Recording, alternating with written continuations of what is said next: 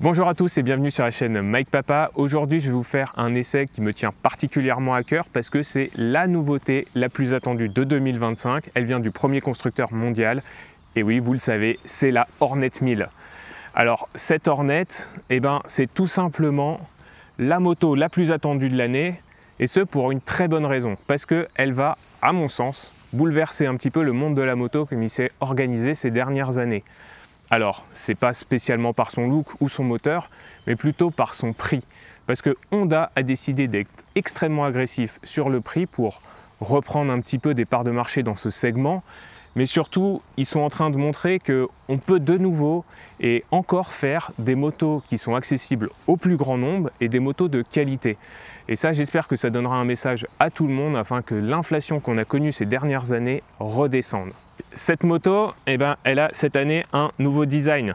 Ils avaient commencé avec la Hornet 750 puis la Hornet 500. Donc maintenant c'est la CB 1000R qui disparaît pour être remplacée par cette Hornet 1000. Le look de cette Hornet 1000, il est quand même beaucoup plus consensuel. C'est-à-dire que il va pas être extrêmement beau, il va pas être extrêmement original. C'est un petit peu un mélange entre une Z de chez Kawa, un petit peu une Street Fighter de chez Ducati. Mais au final, ça donne quand même quelque chose qui est joli et qui plaira, je pense, au plus grand nombre. On va retrouver donc ce nouveau bloc de signature lumineuse.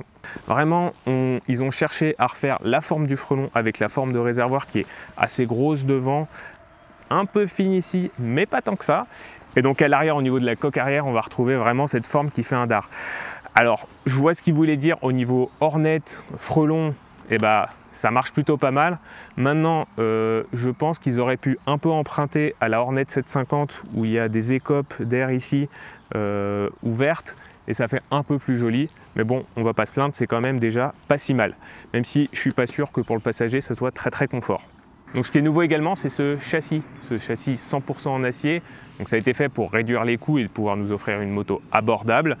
Ils ont réussi malgré tout à donner une rigidité de torsion qui a augmenté de 70%. Et ça, c'est plutôt pas mal en termes de sensation une fois qu'on est sur la moto. Et donc le tout, ça nous fait un poids à 211 kg en ordre de marche, donc pas tout plein fait, ce qui reste quand même un très bon poids pour cette catégorie de moto. Le point un petit peu négatif de ce nouveau châssis, c'est fini. Plus de monobras sur les 1000 chez Honda. C'est moins joli. Maintenant, c'était pour les coups, donc on ne peut pas tout avoir non plus apparemment. C'est ce qu'a dit Honda en tout cas. Au niveau accessibilité, on va retrouver la selle à 809 mm. Donc là, c'est hyper bas. Franchement, on monte dessus ultra facilement. Encore une fois, là, je suis les deux pieds au sol. Bon, je fais 1m80. Et je pense que pour personne, ça sera compliqué de monter sur cette moto. Le but, encore une fois, ce sera de rendre cette moto accessible au plus grand nombre. Côté esthétique, un point négatif, c'est ce silencieux qui est juste immense. Il est là, il est gros, il est moche. Franchement, je pense qu'ils auraient pu faire un effort là-dessus. Pourquoi les gars? Pourquoi? Alors, au niveau des suspensions, on va retrouver des fourches Showa de 41 mm inversées à l'avant qui sont réglables dans tous les sens, détente, précharge, compression. À l'arrière, au niveau de l'amortissement sur la version classique, on va retrouver un amortisseur Showa réglable en détente et en précharge. Et sur la version SP comme ici, on va avoir le petit Öhlins qui lui est réglable dans tous les sens et qui fonctionne franchement pas mal. Au niveau du freinage, écoutez, sur la version classique, on va retrouver du Nissin avec un double étrier à 4 pistons à l'avant, des disques de 310 mm. Et sur la version SP, on va retrouver du Brembo Stylema. Et là, franchement, ça fait vraiment plaisir parce que ce sont des freins qui marchent à la perfection. Et donc, je vous disais, cette moto, pourquoi elle va être connue? Pour son prix hyper agressif. Parce que tout ça, vous l'avez à 10 599 €. C'est juste incroyable pour la version de base. Elle est disponible sur toujours cette version de base en gris, en rouge et en noir. Et ici sur la version SP, ça sera 11 799 €, donc juste 1200 € de plus. Vous l'avez uniquement en noir, C'est un petit peu le point dommage parce que moi j'aime bien les motos de couleur. Et en rouge, elle est franchement magnifique, même si là la couleur est très très belle, hein. Le noir est un petit peu métallisé, c'est très sympa. Donner 2 options OSP, c'est pas trop déconnant. À tout ça, vous pouvez rajouter 3 packs. Le premier, le pack style qui est 100% esthétique à 599 €. Ensuite, le pack sport à 799 € sur lequel vous allez retrouver le quick shifter, un petit saut de vent qui malheureusement ne cache pas l'écran qui ressort un peu, mais malgré tout un saut de vent et un capot de selle. Et enfin, vous retrouvez le pack confort à 529 € sur lequel vous allez avoir les poignées chauffantes et la selle confort. Personnellement, je ferai un petit peu un mélange de tout ça parce que la selle confort, comme vous allez voir en dynamique, un petit peu besoin. Je voulais remercier encore une fois Eurobike 77 de m'avoir prêté cette moto 2 fois du coup. C'est vraiment, ils sont ultra sympas. Si vous êtes sur le coin dans le 77, dans le 91, parce que c'est limitrophe au niveau de Melun, allez les voir, ils sont hyper cool. Et surtout, allez essayer cette moto. Ici, elle est dispo à l'essai en version classique et en version SP. Vous pouvez vous faire une idée. Et je pense que vous ne pourrez pas être déçu par la moto. Ce ne sera peut-être pas votre truc. En tout cas, vous ne pourrez pas être déçu. Eh bien, bienvenue pour la partie dynamique de cet essai, cette fois sur route. Alors pour tout vous dire, c'est la 2e fois que j'essaye cette moto. La dernière fois, j'avais commencé mon essai. J'ai eu une petite urgence, donc j'ai dû annuler et me revoilà dessus à nouveau. Alors qu'est-ce que je peux vous dire sur cette moto? Écoutez, en dynamique, déjà, c'est une moto sur laquelle on est bien. Honda, comme je vous disais, ils ont essayé de faire plaisir au plus grand nombre, hein. Leur but, c'est de vendre un maximum de cette moto. C'est pas d'en faire une moto élitiste. Et du coup, ils en font pas une moto extrême. Donc ça reste une position qui est relativement neutre quand même. On est un petit peu sur l'avant, mais on n'est pas vraiment trop sur l'avant. Ça fera pas mal au poignet. Je pense qu'on peut vraiment enquiller les bornes là-dessus sans que ça soit trop fatigant. Ça serait pareil au niveau des repose-pieds en fait. On a les jambes quand même repliées, hein. Ça reste quand même assez sportif, mais c'est pas non plus trop extrême quand on compare par exemple à une Speed Triple dans laquelle on est vraiment sur l'avant. Là, c'est pas du tout le cas. Au niveau vie à bord, écoutez, les petits rétros qui sont très sympathiques, hein, jolis, fins. Franchement, pour des rétros de base, c'est franchement assez cool. L'écran TFT, écoutez, lui, il est très très lisible. Il y a tout ce qu'il faut dessus en termes d'informations. On n'a pas trop ni pas assez. On a le compte tour, les kilomètres-heure, le nombre de kilométrage de la moto et l'autonomie restante. Alors voilà, c'est pas une jauge d'essence cette fois. Voilà, c'est une autonomie qui reste. Bon, écoutez, ça fait le même boulot, donc c'est pas mal. Les commodos, écoutez, très classiques, hein, à droite, rien de spécial, juste les warnings et le démarreur et le coupe-circuit. Salut, non. À gauche, écoutez, le petit commodo qui est extrêmement simple pour naviguer dans les menus. Franchement, pour le coup, ils ont fait simple, sobre, et il n'y a pas trop sur la moto. Je trouve ça super sympa. Après, c'est une moto de toute façon qui se veut le plus simple possible. Franchement, le taf est bien fait. Dernier point, un petit peu confort de conduite, la selle. Donc je vous disais, la selle elle est à 809 mm, donc ce qui est très bas. Là, vous voyez, je mets les pieds par terre, les 2 pieds au sol sans aucun souci. L'échappement, lui, est quand même assez large. Du coup, ça fait qu'on a bien le réservoir entre les jambes un petit peu écartées. Peut-être un peu trop à mon goût, mais franchement, je préfère ça que ne pas sentir le réservoir entre les jambes. Personnellement, c'est mon avis. Mais il y a quand même un point négatif de confort sur cette moto, c'est la selle. Je sais qu'ils ont dit on met pas trop de technologie pour pouvoir la rendre abordable. Maintenant, mettre un minimum de mousse dans la selle, ça aurait vraiment pas été du luxe. Parce que même au bout de 10, 15, 20, 30 minutes de route là, ça tape, c'est dur. C'est franchement, je pense que la selle confort est obligatoire sur cette bécane. Bon. Maintenant, si on est là, si elle s'appelle Hornet 1000, c'est quand même parce que dedans, il y a un 1000. Et donc, que vaut ce moteur? Ce moteur, il développe 152 chevaux à 11 000 tours minute et 104 Nm de couple à 9 000 tours minute. Ce sont de superbes chiffres. Franchement, il n'y a quand même pas à chier. Honda, ils nous font quand même un beau cadeau.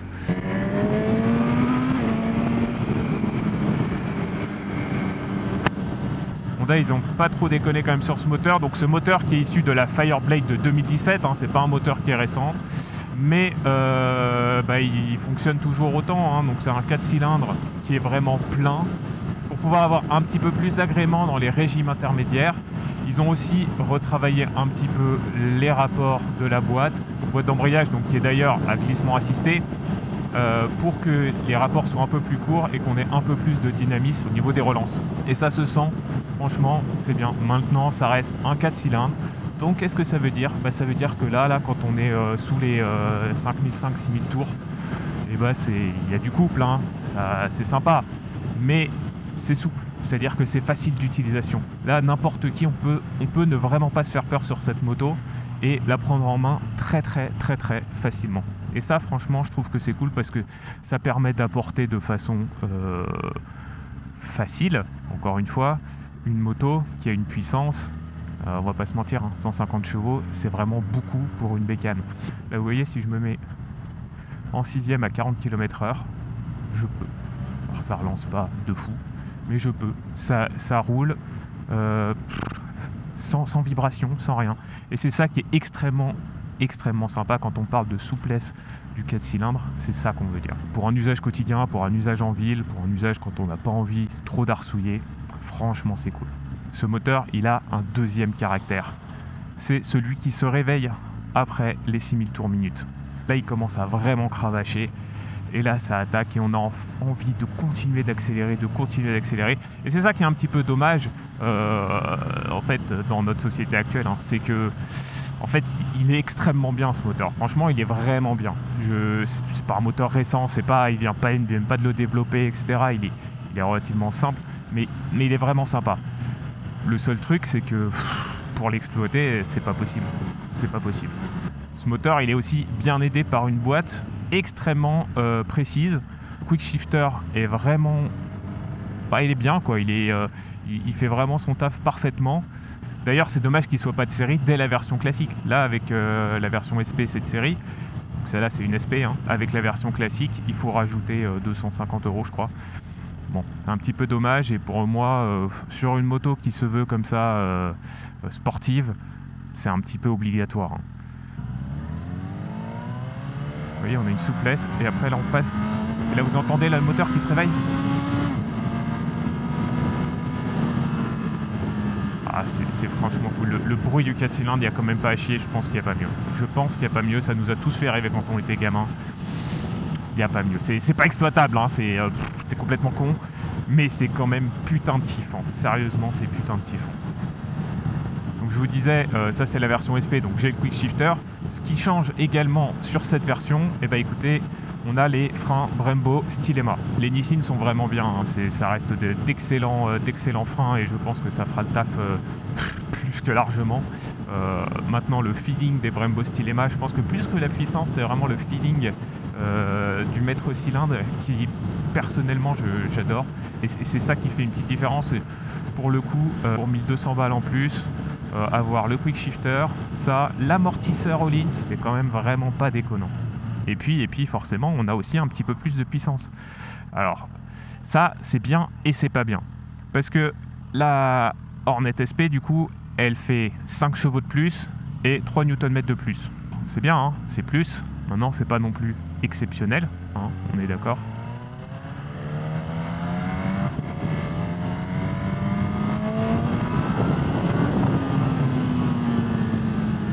Et elle les gagne en fait avec une valve au niveau de l'échappement qui s'ouvre à 5700 tours minute. Oui, c'est ça, 5700 tours minute.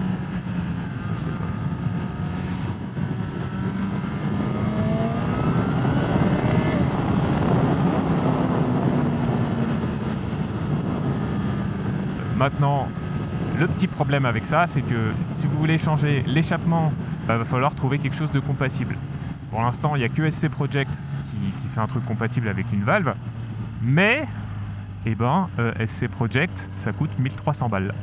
Ça fait beaucoup, monsieur, ça fait beaucoup. Et effectivement, c'est beaucoup. Pour 5 chevaux 3 Nm, devoir garder ce silencieux qui, comme je vous disais, est quand même pas très beau. C'est un petit peu dommage, quoi. Alors maintenant, je vais vous parler un petit peu de ce qu'on peut retrouver en conduisant sur le petit écran TFT, donc parce que on peut facilement changer les modes. Et alors ça, par rapport à d'autres bécanes où c'est un petit peu casse-couille, là, c'est juste comme ça. Là, je change le mode. Là, je suis en mode sport. Mode pluie. Mode utilisateur 1. mode utilisateur 2 et on revient en mode standard. Alors, ce que ça change, le mode standard, c'est le mode intermédiaire. C'est le mode où on a toute la puissance et tout le couple. Maintenant, si on n'ouvre pas en grand, on n'a pas tout qui vient d'un coup. Le mode Rain, sur les 3 premiers rapports, la puissance et le couple sont légèrement diminués afin que ça soit plus facile de prise en main si la route est dégradée ou si on vient d'acheter la moto ou si on change les pneus. Enfin, peu importe. Les modes d'utilisateur, c'est si vous voulez faire de la personnalisation comme vous voulez. La puissance et le frein moteur sont réglables sur 3 niveaux et la gestion du couple, elle, sur 4 niveaux. Le mode sport, lui, on a tout de suite. C'est-à-dire que là, si j'accélère, j'ai toute la puissance et tout le couple. Et en fait, on le sort. Là, vous voyez, ça accélère d'un coup. Franchement, moi j'adore. C'est comme ça que j'aime bien rouler en moto. Maintenant, faut s'y attendre, quoi. C'est-à-dire que si on a besoin d'être tranquille et tout, faut vraiment pas être en mode sport. Alors j'ai vu un petit peu qu'il y en a qui critiquaient un petit peu ce côté on-off du mode sport. Mais moi je trouve ça tellement cool en fait. On a vraiment l'impression d'avoir un truc hyper nerveux alors que quelque part ce 4 cylindres là à 3000 tours minute, il est vraiment pas dans sa plage d'utilisation. Et pourtant là, même à 3000 tours minute, on sent qu'il va s'énerver tout de suite. Maintenant parlons un petit peu de sa concurrence, parce que qu'est-ce qui concurrence cette Hornet 1000 en 2025 ? Eh pas grand-chose. Pas grand-chose parce que la Hornet 1000, elle a un placement qui est un petit peu particulier. C'est-à-dire que si on la compare en termes de puissance, on va devoir la comparer à des motos de plus de 150 chevaux, donc la Speed Triple 1200, la MT10, ce genre de choses. Et là, elle va manquer justement un petit peu de puissance parce qu'elle n'est pas tout à fait, ou même la Street Fighter V4, etc. Et là, elle n'est pas à ce niveau-là de puissance. Elle n'est pas au niveau technologique de ces motos-là. Par contre, elle fait la moitié du prix. Donc là, clairement...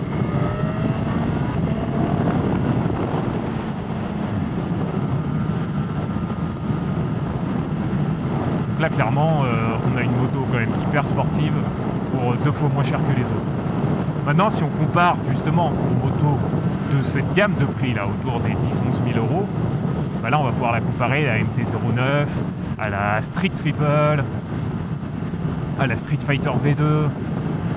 Et là, elle reste quand même moins chère et elle est plus puissante. Donc là-dessus, elle gagne. Franchement, elle gagne. Elle a une seule vraie concurrente, et d'ailleurs on le voit parce que c'était la reine de cette catégorie-là jusqu'à présent, c'est la Z900 de chez Kawasaki. Et là la concurrence va être rude parce que la Z900 elle est extrêmement bien implantée et elle n'est pas beaucoup plus chère. Maintenant elle est quand même moins puissante.